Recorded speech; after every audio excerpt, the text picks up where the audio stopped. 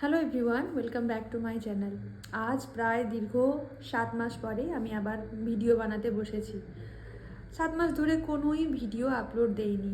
তার কারণ কিছুটা পার্সোনাল প্রবলেম ছিল, কিছুটা কাজের চাপ, কিছুটা বলতে পারো টিআরই 4.0 কোনো নিউজ পাচ্ছিলাম না।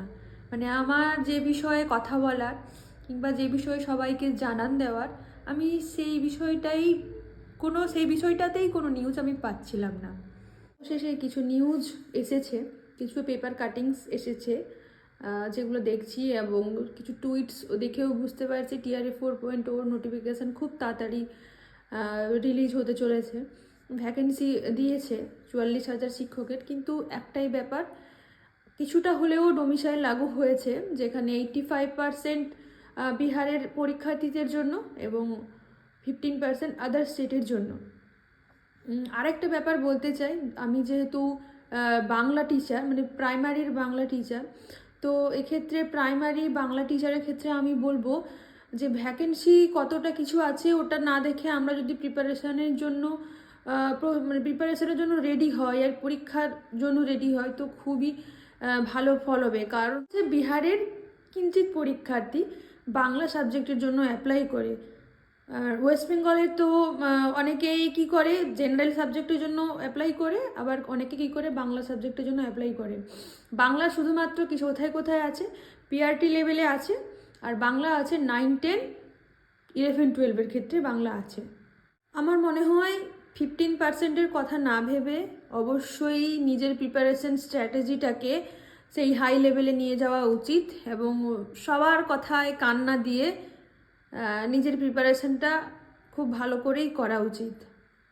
এটা একটা পেপার কাটিং যেখানে বলা আছে शिक्षा विभाग ने सामान्य प्रशासन को रिक्तियों का ब्यौरा भेजा। चौथे चरण में 44,000 शिक्षकों की बहाली होगी।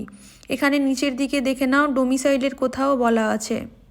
যদি আমাকে কেউ জিজ্ঞেস করে জীবন মানে কি, তাহলে আমি বলবো জীবন মানে একটা যুদ্ধ, যেই জীবন যুদ্ধের লড়াইতে কখনো হার মানতে নেই, সবসময় এগিয়ে যেতে হয়। আর জীবনে অনেক এমন লোক আসবে তোমাকে পিছনে টেনে রাখার মতো, কিন্তু থেমে থাকলে চলবে না, অবশ্যই তোমাকে সামনের দিকে এগিয়ে যেতে হবে। অনেকেই বলেছিল আমি চাকরি করতে পারবো না, এত দূর, একটা মেয়ে, এমন অনেক কথা এসেছিল, কিন্তু তবুও আমি এখনও এখানে প্রায় 9 মাস হয়ে গেল চাকরি করছি কোনো প্রবলেম ছাড়াই। এবং অনেকেই আমার কাছে জিজ্ঞেস করেছো যে কি করলে পাবো, কি ব্যাপার। তো প্রথমে তো সিটেট কোয়ালিফাই থাকতেই হবে, তারপরে আমার আগের ভিডিওগুলো দেখে নিও, সেগুলোতে আমি ক্লিয়ার করেই বলেছিলাম যে কী করতে হবে। তো হোপফুলি তোমাদের এই ভিডিওটা সবার ভালো লাগবে এবং কাজে আসবে, এবং তোমরা যদি অবশ্যই কিছু জানতে চাও আমাকে কমেন্ট করে জানাবে, তো আমি অবশ্যই উত্তর দেব। আর এখন চলছে আমাদের ইন্টারের গার্ডিং, মানে ইন্টার বলতে এইচএসের গার্ডিং আমাদেরকে দিয়েছে ডিউটি, তো আমরা সেই ডিউটি করছি এখন।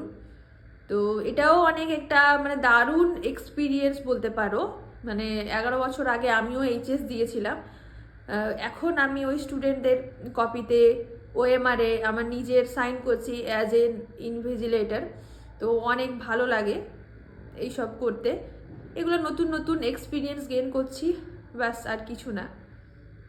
থ্যাংক ইউ আমার ভিডিওটা দেখার জন্য।